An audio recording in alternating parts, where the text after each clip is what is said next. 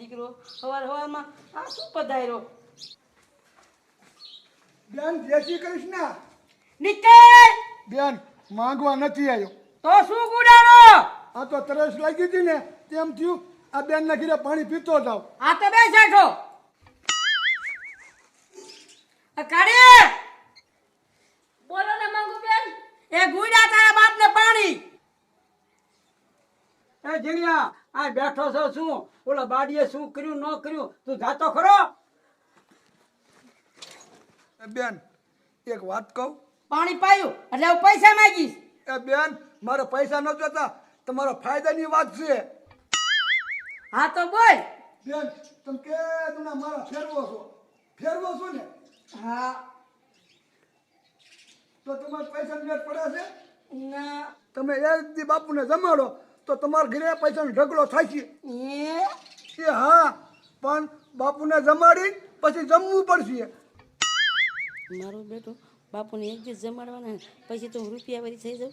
બેન શું વિચાર કરો છો? એ કાંઈ નહીં ભઈલા, બાપુને જમાડીને પછી હું જમીશ. પાછો તું આવતો દીધે તને શેરો જમાડીશ. એ હારું હારું બેન.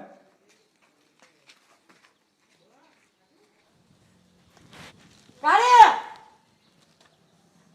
શું છે મંગુ બેન? આયા ગુડા. હાલ આપણા બાપુને ગોતવા જવા છે.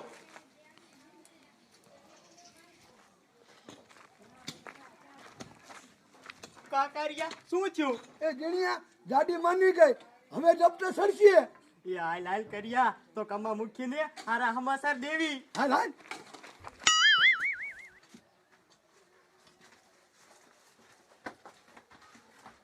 કા હું થયો? એ મૂકી બધું કામ બરોબર થઈ ગયું છે. એ તો હારું, હવે દાદીને ખબર પડશે. એ હવે તારા આ વાઘા બદલાય ઓલી તારી માં ઓળખી જાય છે.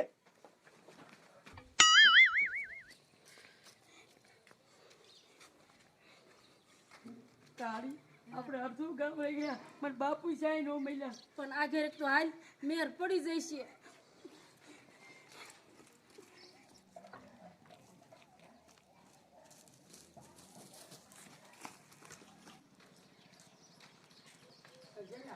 બાપુના દર્શન તો થશે ને? એ મુઠી તમે ઉપાધિ કરો માં. ઈ બાપુ આયા ને ઈ ગામમાં કોઈને નથી ખબર. એ જીણિયા ત્યાં સારું કામ કર્યું, હાલો જલ્દી. મંગુડી આ કમો મૂકીની બાપુને દર્શને જ ગયા હશે. હાલ આપણો મેર પડી જશે. મારો દીકરો આ કમલો આવું બધું પહેરાવીને વિયો ગયો. નો આવ્યો કમલો કે નો આવી એની માં જાડી.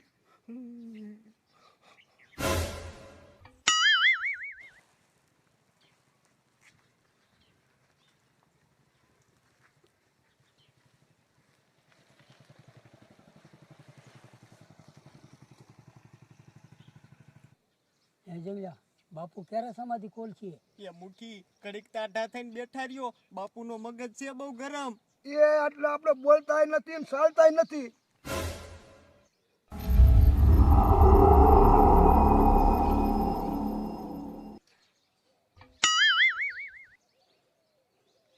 બાપુ મજા દર્શન કરવા. કીધું ને બનતા.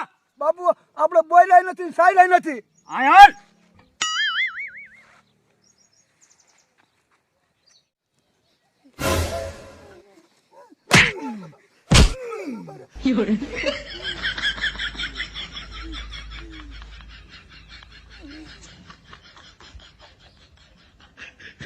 મને એમ થયું કે ગામના પાધરના બાવળે જઈને બેહું તો મને કોઈ હેરાન ન કરે, તો તમે બધાય આયા ગુડાણા. બાપુ અમારા ગામમાં બાપુ નથી, તે અમને એમ થયું બાપુ આવ્યા છે તે દર્શન કરી આવી. હા હા બાપુ તમારા પાવન પગલા અમારા ગામમાં ક્યાંથી? બાપુ આપણે કઈ બોલતા જ નથી. આ હાલ તો અહીંયા આયાલ દસ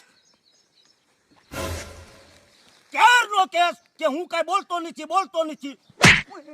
ઓય બાપા, બોલ સીતારામ. સીતારામ બાપુ. હજા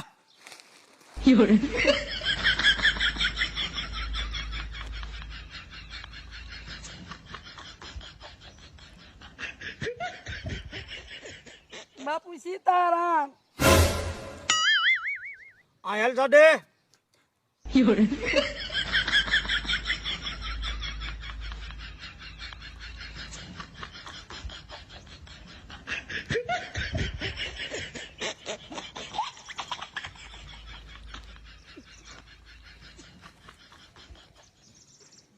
મેં તને કીધું તું બોલવાનું ના તો તને ડૂટી ડાય કોને કરી હતી ઓ મારી દા ઓ બાપા દે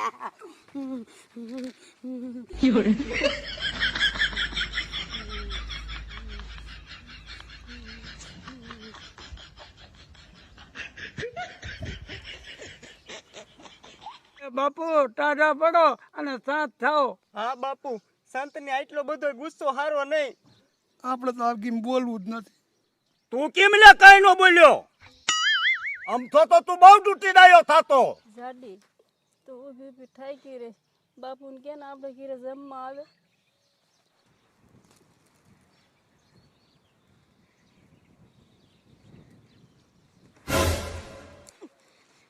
પાછો વિચાર ક્યો લાગે ના ના બાપુ મારા ઘરે જમવા આવશું. એ બાપુ એ નો જાતા કા લાડવાનું ખાઈ અને મારી મારી અમને ધરવી દીધા. હા હા બાપુ ખાલી ઠામડે બહાર આવવું પડ્યું. એ બાપુ મેં તો મુઠ્ઠી વાર્યું નકર હું ઝપટા સડી જાત.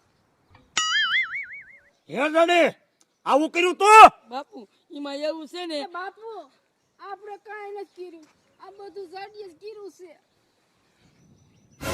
એટલે તારે ઘરે બોલાવી અને તારે મને મારવો છે તારી ગણતરી છે ના ના બાપુ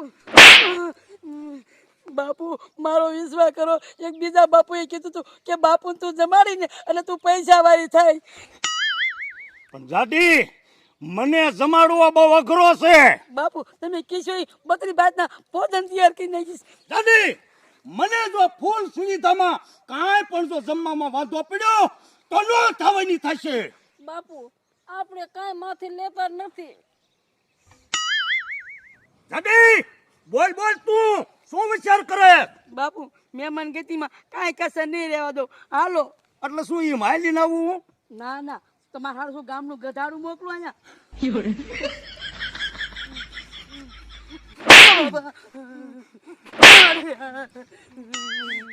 જાડી તને શું એમ લાગે છે કે આ બાપુ ગધાડામાં બે બાપુ તો મારે તમને લઈ જવા કેમ? જાડી જો તારા ઘરે મને તારા લઈ જવો હોય તો આ બાપુ માટે પાલખી મંગાય પાલખી વગર આ બાપુ નો જાય બાપુ પાલખીમાં તો 4 જણા ઉપાડવા જોઈએ. 4 જણા જોવે એ તો મને ખબર છે તારે ગામમાં શું તે બાવળ વાયા છે હે તારે કોઈ હારે વ્યવહાર નથી એ વ્યવહાર ક્યાંથી હોય?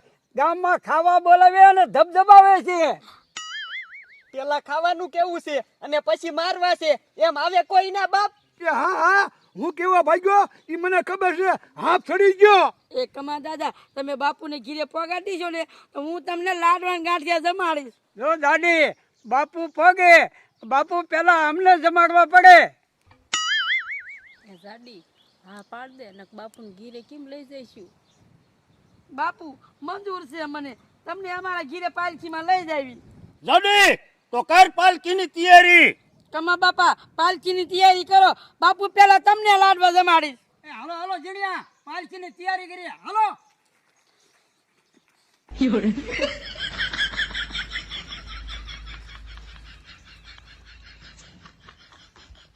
તારી જાતની જાડી હવે તારી ખબર પડશે હવે તો અમે છે ને તારા ઘરે ધરાય ધરાય લાડવા ખાશું